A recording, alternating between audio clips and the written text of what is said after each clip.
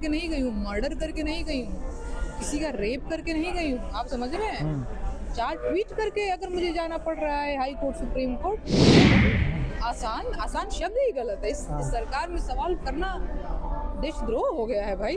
कठिन वठिन थोड़ी, आसान और कठिन की लड़ाई नहीं, अब देशद्रोह हो गया है। हम कहीं घूमने जा रहे हैं, कोई गोली मार दिया, हम मर गए। हम पानी पी करके मर जा रहे हैं भाई। आप समझ रहे हैं? खतरा है। जो पढ़े लिखे हैं, जिनको अपने अधिकार पता है, जिनको पता है इस समय इस देश में क्या चल रहा है, वो तो समझ रहे हैं चीजों को। जो नहीं जानते हैं, असल खतरा उन्हीं को। बम ब्लास्ट हो गया, मर गए, क्यों, कैसे हो जा रही है चीजें? आप तो कह रहे हैं कानून का राज है। कोर्ट ने मेरी गिरफ्तारी पर रोक लगा दी, तो उनका तो मैं धन्यवाद कहना चाहूँगी। ये सपोर्ट ही तो है। बयान दर्ज कराने गई हूँ, सूर्यास्त होने की वजह से बयान दर्ज नहीं पड़ रहा है। ये जब लड़ाई है तो लड़ेंगे, है ना? उतना तो लड़ना आता है और कानूनी तौर तरीके से लड़ेंगे। मैं वासिफ खान और आप देख रहे हैं न्यूज़ फॉर नेशन। आज हम आपको एक ऐसी शख्सियत से मिलवाने जा रहे हैं जो लगातार जो है अपने गीतों के माध्यम से सत्ता के छाती पर चढ़ के सवाल किए हैं। हालांकि बगैर डरे और बगैर शहमे लगातार वो सवाल करती रही हैं और इसके एवज में उन्हें कोर्ट कचहरी थानों के भी चक्कर लगाने पड़े हैं, लेकिन फिर भी वो डरी नहीं हैं। और अभी भी जो है कुछ दिन पहले जो हजरतगंज थाने से उनको नोटिस आया, उस नोटिस मिलते ही जो है बगैर पुलिस के बुलाए खुद ही वो जो है रात में थाने पहुंच जाती हैं और थाने से वापस आने के बाद जो है फिर वीडियो बना के डाल देती हैं। हमारे साथ बातचीत के लिए हैं नेहा सिंह राठौर, जिनसे जानने की कोशिश करेंगे। उस रात आप थाने में धमक गई थी और अभी पुलिस तैयारी कर रही थी, खबरें चल रही थी कि नेहा सिंह राठौर को गिरफ्तार किया जाएगा और नोटिस का जवाब नहीं दिया जाएगा, तो आप एकदम से पहुंच गई, तो क्या पुलिस का रिएक्शन क्या था उस टाइम? पुलिस का रिएक्शन तो जहाँ तक रही बात, मुझे एक पहले मैं इस प्रकरण को थोड़ा बताऊँ मैं आपको। मुझे दूसरा नोटिस जैसे ही आया था वैसे ही मैं पहुंची थी हजरतगंज कोतवाली, और मैं जब गई तो जो प्रभारी निरीक्षक हैं वो अपने किसी प्रोफेशनल काम में व्यस्त थे, शायद उनकी कुछ मीटिंग थी, तो मैं बैठ करके उनका इंतज़ार कर रही थी।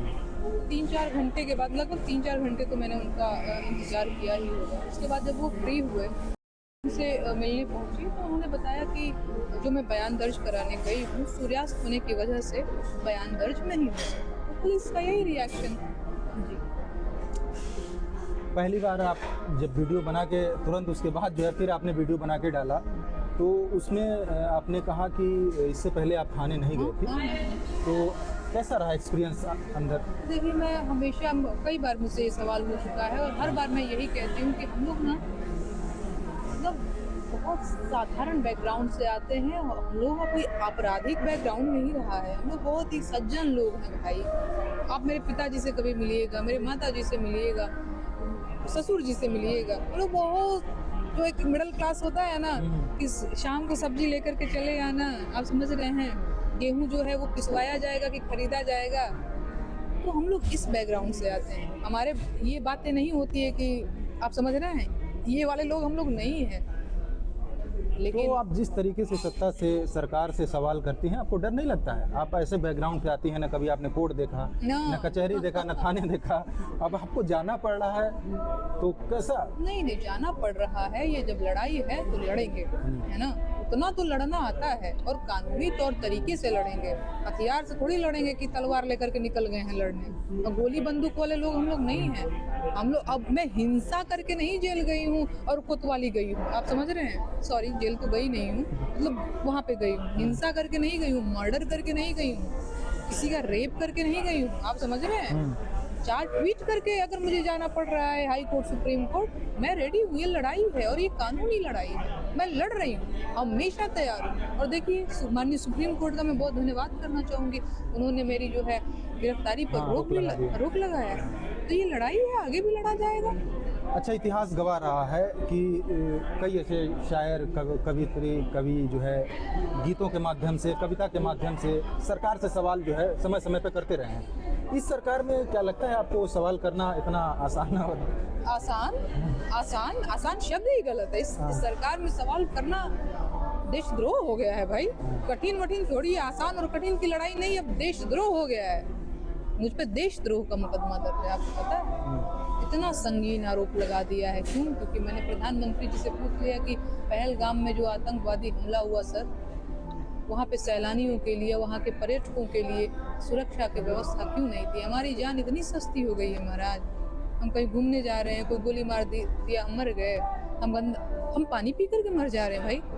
आप समझ रहे हैं? पता नहीं इस देश में क्या हो गया। अभी मैं ये पी रही हूँ, कोई बड़ी बात नहीं मैं पी के मर जाऊँ। आप समझ रहे हैं क्या चल रहा है? हम आपको वोट करते हैं, हम आपसे सवाल क्यों नहीं पूछेंगे भाई? हम गंदा पानी पी के नहीं मरना चाहते हैं। हम दिल्ली में खराब हवा सांस लेकर के नहीं मरना चाहते हैं। हम प्लेन में बैठे हैं इसलिए नहीं कि प्लेन क्रैश हो जाए और हम मर जाएं। हम ट्रेन से जा रहे हैं इसलिए नहीं कि ट्रेन दुर्घटना हो जाए और हम मर जाएं। हम जा रहे हैं कुंभ में दर्शन करने गंगा मैया का और आप समझ रहे हैं भगदड़ हो जा रहा है, हम मर गए। हमारी जान इतनी सस्ती है सर। हम कहीं भी जा रहे हैं, हम कहीं भी मर सकते हैं। दिल्ली में बम ब्लास्ट हो गया, मर गए। क्यों?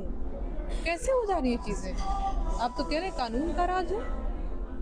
आप कहते हैं कि देश सुरक्षित हाथों में है। किस तरह की ये सुरक्षा है सर? आप अपने नागरिकों की सुरक्षा सुनिश्चित कीजिए सर। हिंदू मुसलमान को लड़वा रहे हैं आप, गलत बात है।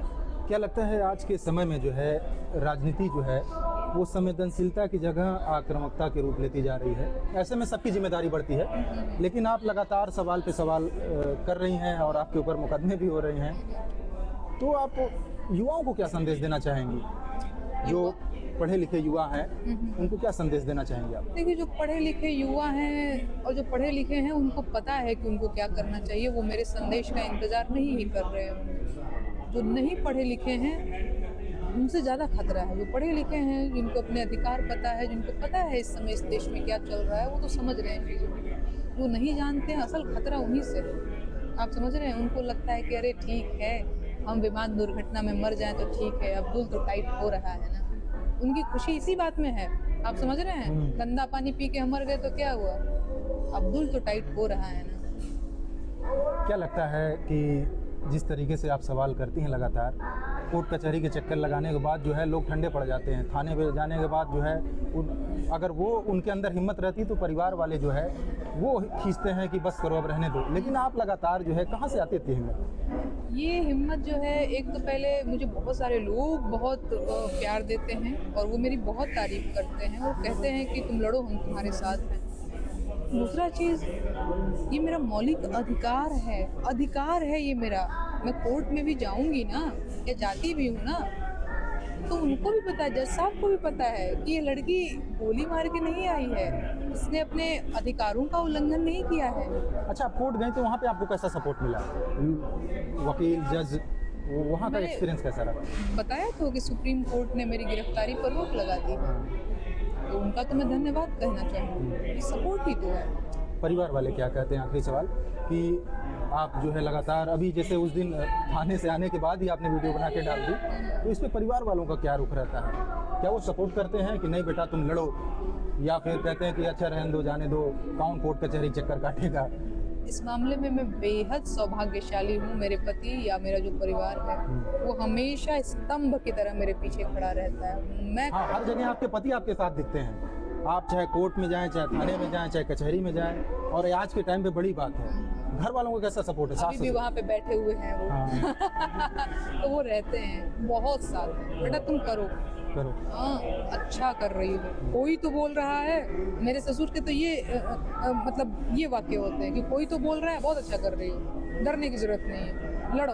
आखिरी सवाल, एसआईआर की प्रक्रिया हुई, आपने भी देखा, यूपी में 289 करोड़ जो है लोगों के नाम काट दिया गया। इस पे आपका क्या नज़रिया है? और पंचायत चुनाव में 17 करोड़ वोटर अभी भी हैं, और विधानसभा में ये 55 हो गए, 12 करोड़ 55 लाख हो गए। देखिए, इसको मैंने जो है बहुत अभी डीपली इसको रिसर्च नहीं किया है, लेकिन हाँ, विपक्ष लगातार जो है इसलिए सवाल उठा रहा है कि बहुत सारे लोगों के नाम कटे हैं। तो मुझे लगता है, एक सिंपल बात मुझे समझ में आती है कि अगर आप पर कोई आरोप लगा रहा है तो खारिज कर दो, उसको प्रमाण दो और खारिज करो। प्रमाण दो कि नहीं, ऐसी बात नहीं है, सिंपल सी बात है ना। विपक्ष का कोई आरोप है या जनता के ही मन में कोई सवाल है एसआईआर को लेकर के, या जो भी आप कानून बना रहे हैं, आप उसको प्रमाण दो और खारिज करो कि नहीं इस तरह के आरोप आप झूठे लगा रहे हैं, आप प्रमाण दे दीजिए, बात खत्म कीजिए। आप रुकेंगी या ऐसे ही लड़ते रहेंगे, मुकदमा होता रहेगा?